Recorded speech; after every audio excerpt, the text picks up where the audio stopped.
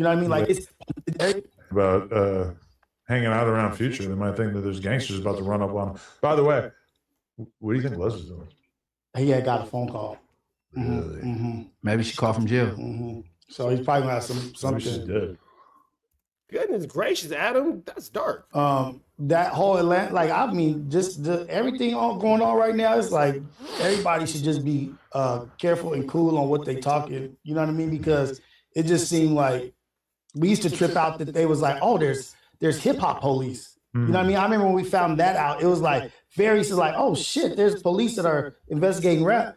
It seemed like they are involved in all this shit, and partial to play with this shit is the podcast, the clubhouses, the so much communication about this shit. You know what I mean? Yeah, it's so much communication on the internet about these crimes and about these cases, and it makes it extremely easy for law enforcement to do exactly what we do, go on YouTube every day and just listen to the content. There's nothing really going on that is so, you know, code secret, covert, code red, that it's just not a matter of just going to YouTube and searching, being able to find it. So I definitely agree with Rios, man, with all the police activities on the internet.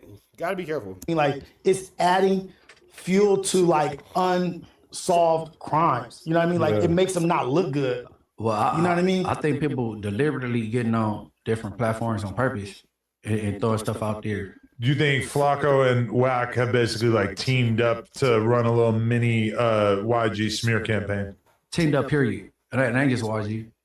Just in general? Yeah, they partnered up, period. It ain't just a YG thing with them. I mean, we've seen the power of independent media to paint narratives. Like, you know, I got to give it to Seti Nash. Seti Nash leaked those Young Thug calls day after day, day after day.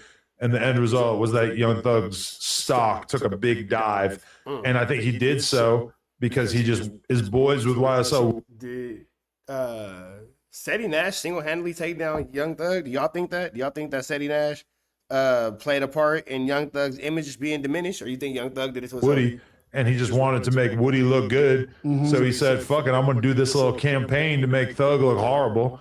And it worked, you know, like it really was this like sustained campaign. If they had dropped it all at once, it probably wouldn't have done what it did.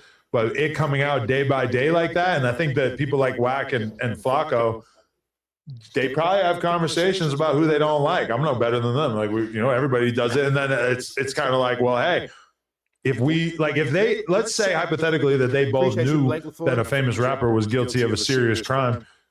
I mean, I feel like everybody in the YouTube streets has their own rhyme and reasoning for doing what it is they do. A lot of dudes will act like they don't care. A lot of dudes will act like whatever, blah, blah, blah this, blah, blah, blah that. But we all have our reasons for our little vendettas. Of course, they're going to kind of work together to like spread that narrative if the narrative isn't out there, you know? And especially if it's like a mutual op. Yeah. Although I don't even think op of my op is your op. I think Flakko really has ops. He just hates, you know, he just wants to like get his videos views up. Well, Munchie is his op.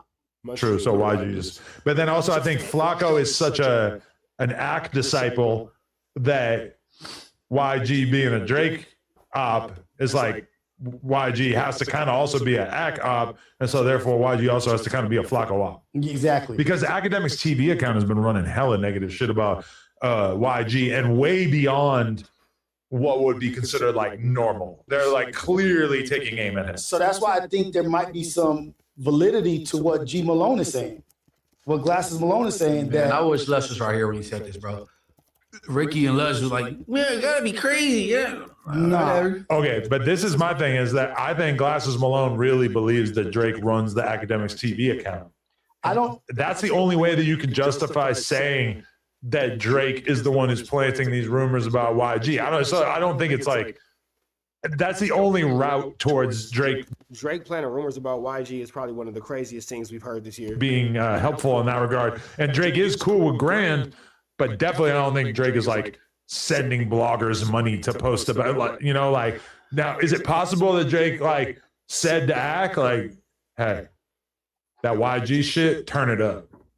It's possible. I feel like ACK would probably be useful, but I don't think he has to. Or so let me ask you this, and so does ACK and all these other guys like kiss his ass so much that if Drake was like, man, fuck these cats. But they be like, oh, I'm gonna go out of my way to appease him. You know what I mean? Like, because they love him so much. I think when it comes to Ack and Grand and stuff, that it's just like anybody who's a Drake op is like their op. It's a op. Yeah, it's just not. It don't even need to be said. It don't even need to be said. Yeah, I think.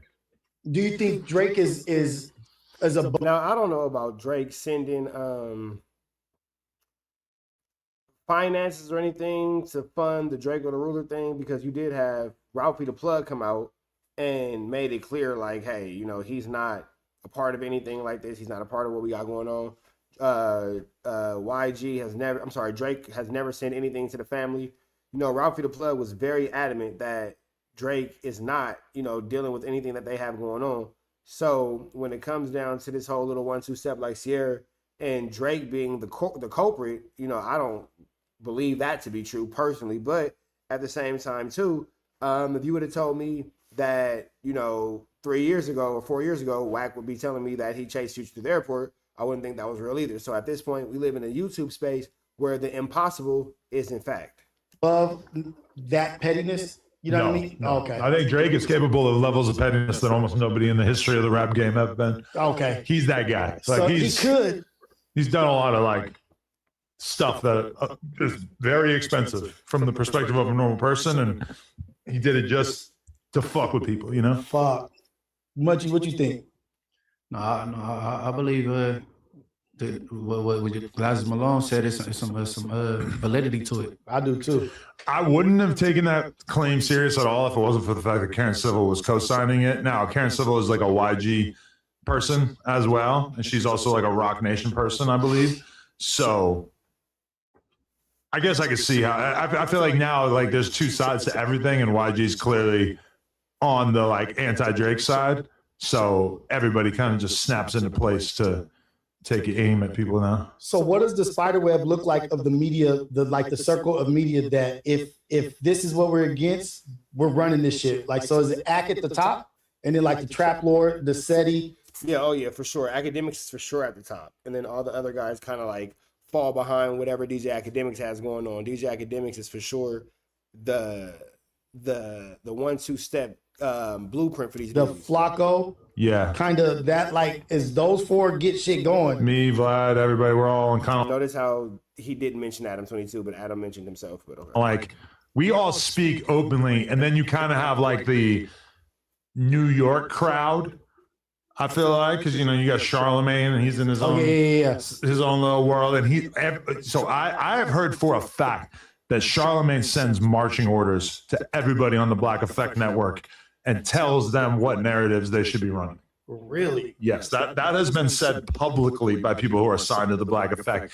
So I think, you know, and Charlemagne, so you kind of have the two ringleaders of hip hop, which is like, and then their media counterparts. So you have Ack, and then you have, or excuse me, you have Drake and Jay-Z, and then you have Ack and Charlemagne. Okay. And Joe Budden is also kind of under the Jay-Z umbrella. And then like from academics, you kind of have all these other content creators who Now, are like, it's crazy how all this is going on in our content space, because this is turning into like a full-blown gang war and all that kind of shit. You feel me? This is an extremely flu-flammering situation. This shit is crazy. So when it comes down to it, you have to just really pay attention to the facts that these dudes will, you know, put together whatever narratives they feel will benefit them, but it could be at the detriment of your favorite celebrity. not literally academics coded, but basically kind of in line Academic with him. meetings. Like cult type shit. It's almost like cult shit. You know what I mean? Like they're just aligned with that shit no matter what. But then certain things are okay because like Rory and Mal is a pro Drake podcast, Right. Whereas the Joe Budden podcast is an anti Drake podcast. All right, so that's that. We don't think we really care too much about that. We finna see what Point and Shoe got going on. Hit us with a like, comment, subscribe, though. Everything we got going on so far. Let's slide over to Point and Shoe and see what he has going on, because he just dropped a video, and I wanted to get into